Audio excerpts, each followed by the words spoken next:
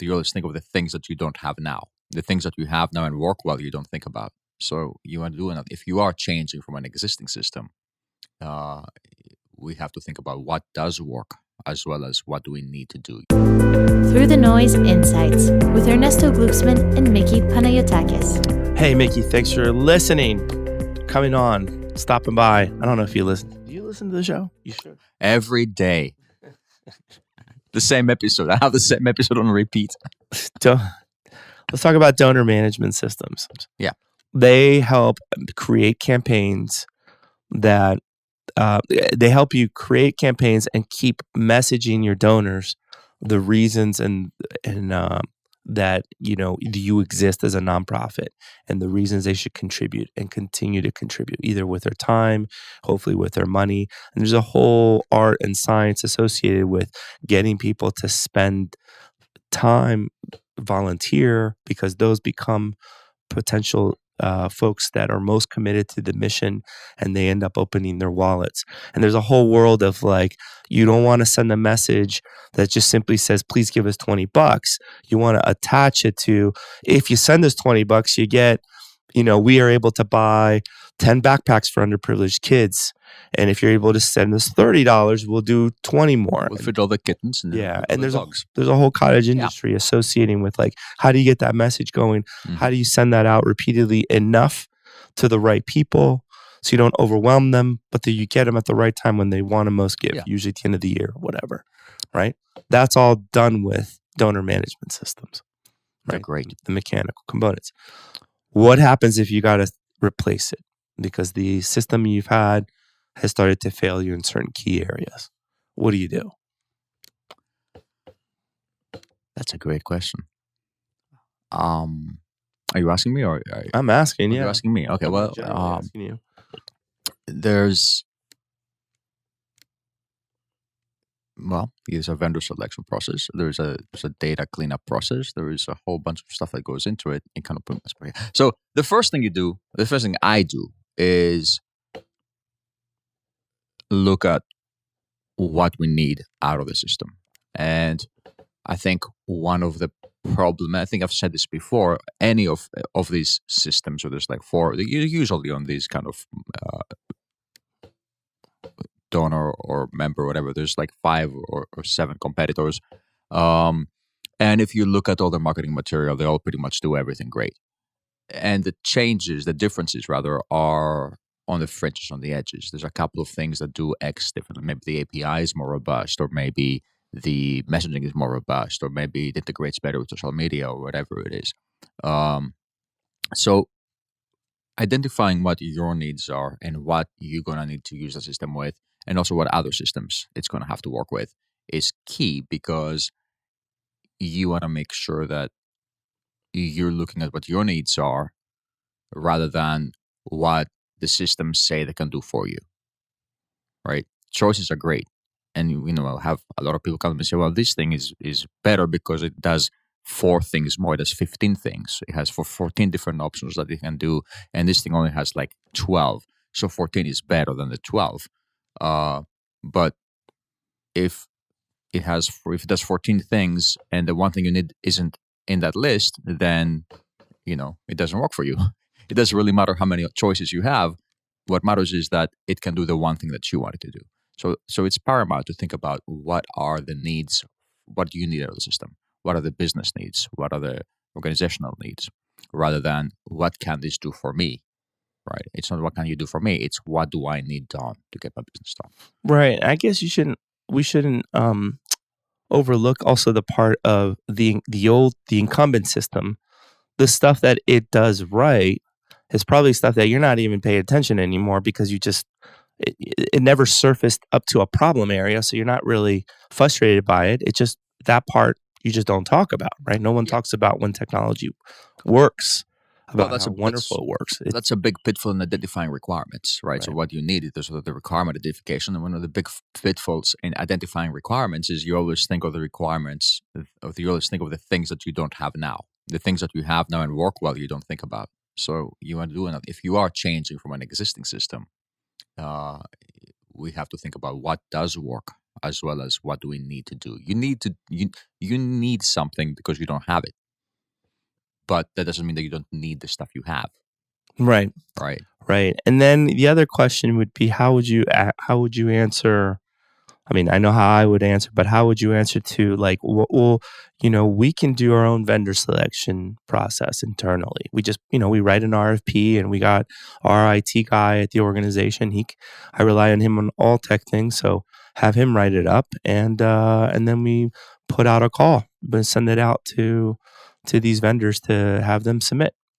I think the biggest pitfall in doing something without yourself is that if you don't have the experience with the specific vendors, and if you haven't done a few of them to kind of identify some of the marketing tactics that are used to push certain features or hide other features or weaknesses, um, you kind of fall prey to whoever is more charming when they come in to do The shiny yeah. object. It's either shiny Our or stuff looks it's slick. cheaper, right? It's either shiny or price. Right. Or the as I said earlier, the number of choices. Hey, this thing does more things, therefore it's better. Doing more doesn't mean you do it better, right?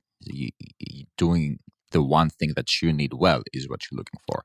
It's almost like three areas you just mentioned. It's buying based on price, buying on who makes me feel better, and then buying on just the sheer scale of features, right?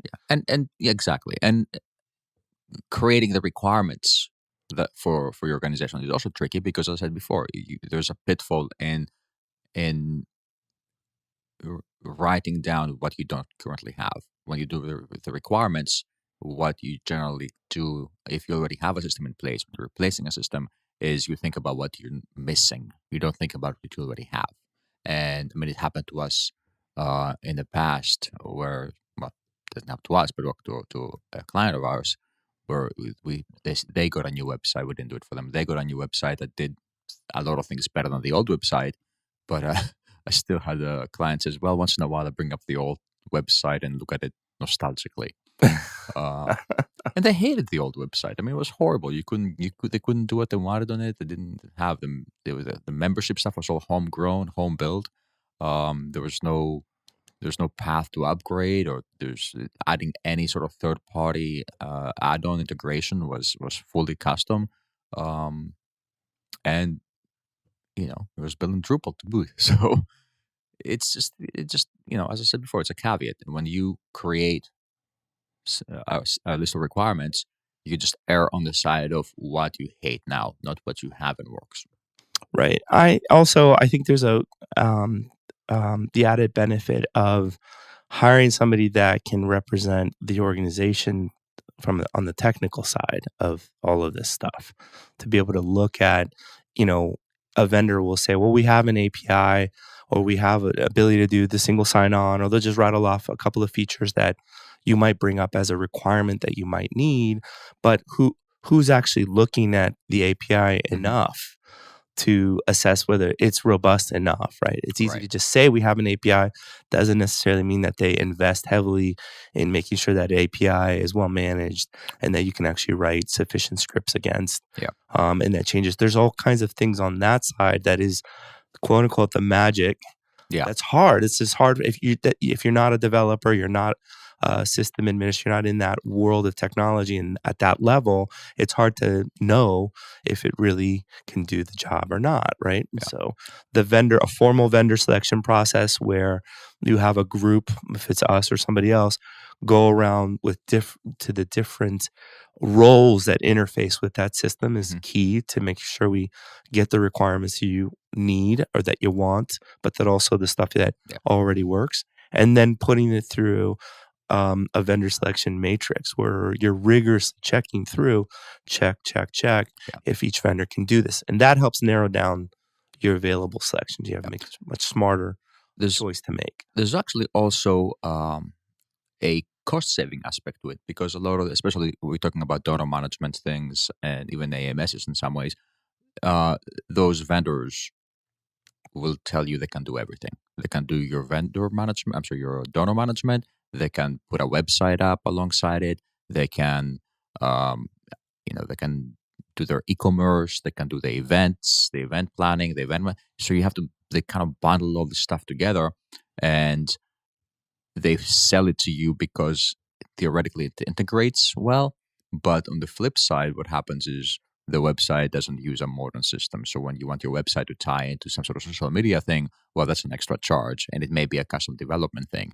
And now because it's custom, maybe you can't make the changes yourself fairly easily on the website. So it's like a an hourly cost anytime you want to update the website. The event system may not be robust enough for your event, or it doesn't have an app, or it doesn't integrate with social well, or it doesn't integrate with your payment processor very well. So now that you have to get their payment processor, which charges 4% as opposed to 3%, so you're paying 1% more on every donation. So those are things that if you don't have the experience to say this system is better integrated and you're going with the same vendor with, but that system we're going to keep a separate system and do the API connection back and forth with because it does a better job, then you could potentially get into this whole new ecosystem that doesn't do 5 of the 6 thing it does well. Yeah, it doesn't mean that there's certain sometimes I guess the idea of fragmenting systems, like you use the system to a certain level, you realize, oh, it doesn't do XYZ as well as I thought or expected it would do. So then I'm going to look at a third party vendor. That system does our event. Let's use, instead of using the native events management system in this donor system, this other one does it better because we can add spouses' names or have certain special discounts or whatever it is, models that are in there. That can be a good thing, and it can also be a bad thing. You have to think through what the implications are and the long-term implications, cost implications. And it's just very difficult to do when you're, by the way, also managing the nonprofit, also managing, just doing the day-to-day work that you're supposed to be doing, right? That's why you that you mentioned experts. Another reason there, and that is you already have a job that occupies your time, 40, 50, 60 hours a week, however long you work. Doing this vendor selection is a lot more work.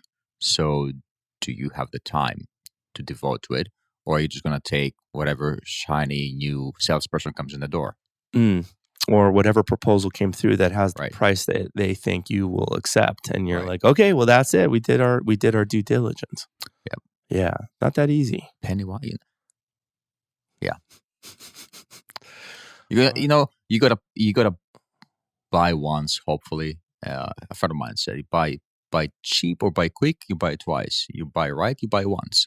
And it may cost a little more in the upfront, but on the long run, having some sort of, and it's not really just about the vendor selection, you're really getting into a strategy here about how are we going to use this for the next 5 or 10 years? How are we going to integrate this with our donations? Which direction is the organization going to go? If it doesn't work and we have to change it, does that mean we lose all the stuff we do? Does that mean we have to change our event system as well as our donor management system, as well as a donation system, as well as our email, our website? Does everything have to go if we change our donor management system, or do we keep something separate that work well and we can just change little pieces at a time? There's some strategy here and some foresight that hopefully will serve you better in the long term than just kind of going by whatever the vendor tells you. I do see there's a lot of groups that they're not functioning well on the technology side, but they're afraid to pull the trigger because they've been burned in the past when they made a more off the cuff decision, right? Well, the good news for those folks is that systems do get better. There is improvement. There's more transparency over time, but you still have to think carefully about making these changes. So, absolutely. All right. If anybody wants to find out more, feel free to just get in touch. You can talk to us directly. Just reach out. 877-MAGIC. Getthroughthenoise.com and get in touch. Yeah, we'd love to talk about this. Or just, go on the podcast. Yeah. Anyway, it was nice chatting with you. Yeah, thanks. We'll do it again soon. All right. Bye-bye. Bye. For more episodes of Through the Noise, go to throughthenoise.us.